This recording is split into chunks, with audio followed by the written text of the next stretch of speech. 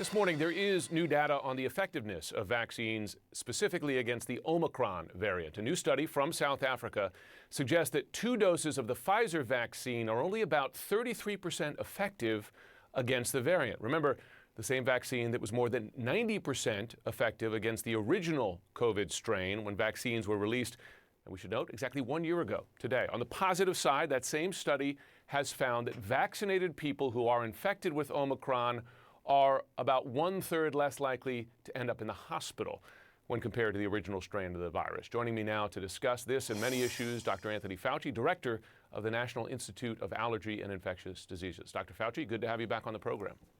Thank you, Jim. Good to be with you. So first, last week you were on CNN and you said that the NIH lab was expecting to have results early next week, that is this week, on vaccine efficacy against Omicron. Is there new data, and what does it show? Yeah. Well, you know, we're going to be talking about it tomorrow, but it mostly confirms what you have been hearing that have come from South Africa as well as the UK. The data you showed up on the screen, Jim, is correct. What happens is that if you get 2 doses of a Pfizer or a Moderna, the protection against infection itself is dramatically down. However, what is the somewhat encouraging news is that the protection against hospitalization and severe disease, although it goes down to around 70% from around 93%, when you get boosted, it brings it back up to the level of pretty good protection, which is a very strong argument for people getting their boosters. So Omicron is going to be a challenge because it spreads very rapidly, and the vaccines that we use, the regular 2-dose mRNA, don't do very well against infection itself. But Understood. With hospitalization, particularly if you get the boost, it's pretty good. Should we then be looking at this really as a 3-shot vaccine when it comes to Pfizer, that boost is not just an advantage, but might be a requirement? Well, again, there's a difference there, Jim, and you know it's a sensitive issue because of the legal issues about what is going to be a requirement that is now under litigation.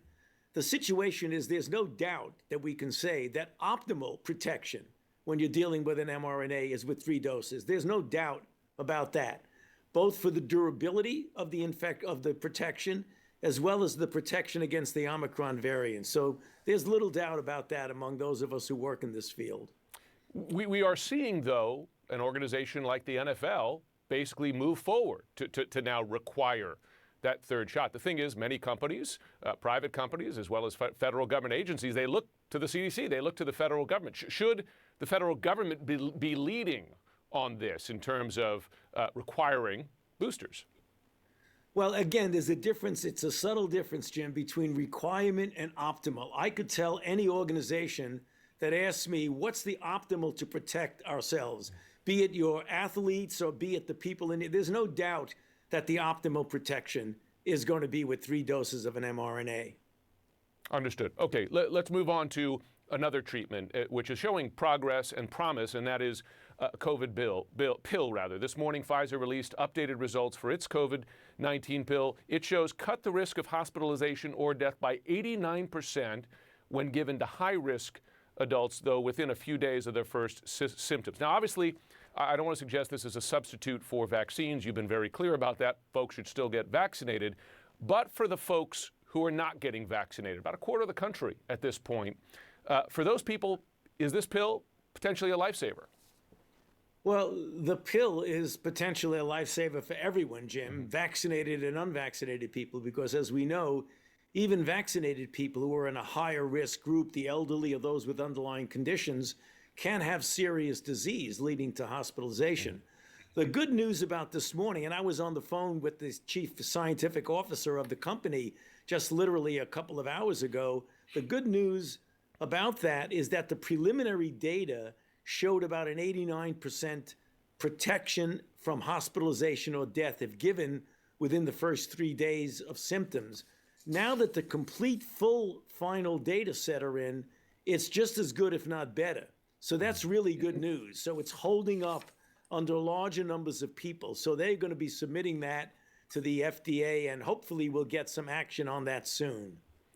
As we noted earlier, it's been a year to the day since vaccines first came out, but it's also well more than a year into this pandemic. And we were looking at the death toll in the first 9 months of the pandemic, from the first death on February 29th, 2020, to 9 months later, 269,000 deaths, a little bit more. And in the last 9 months, very close to that, 255,000.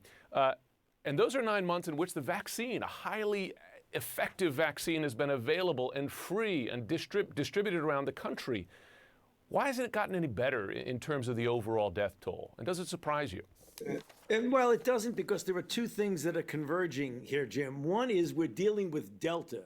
We didn't have Delta a year ago. We're dealing with a much more formidable virus in every respect. Superimposed upon that, if we had optimally implemented our vaccine program, those numbers would have been down. Those are, many of them, not all of them, many of them are unnecessary deaths, because we have up to 60 million people in this country who are eligible to be vaccinated, who have not gotten vaccinated. We've got to be doing better than that if we really want to get this thing over with. Dr. Paul Offit, who I know you know, he's on the FDA Advisor Committee. He was on the show last week, and he made a point, which is he's not alone in this, that there's a possibility that Omicron takes over Delta in this country, more transmissible, but causing less severe illness. And I know it's early in this, so we don't want to get ahead of where the data is, but is that a possible outcome here, that Omicron becomes dominant, but there's an advantage in that it's less dangerous? That is a possibility, but let me give you the details about where we get those data, mostly from South Africa. So in South Africa, they're getting a very, very pronounced spread and almost a vertical spike of infection. And yet, when you look at the early data, it does appear that there is a diminution in the severity as expressed by hospitalization. The real question is that an inherent diminution of virulence of the virus, or is it because there are so many people in the population who have already been infected and now have residual post-infection immunity, which is not protecting them from getting infected, but is protecting them from getting severe disease? Whatever it is, the disease seems to be less severe, whether it's inherently less pathogenic as a virus or whether there's more protection in the community. We're just going to have to see when it comes in the United States. And for sure, Jim, it is going to be dominant in the United States, given its doubling time.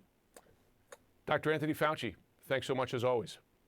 Good to be with you, Jim. Thank you for having me.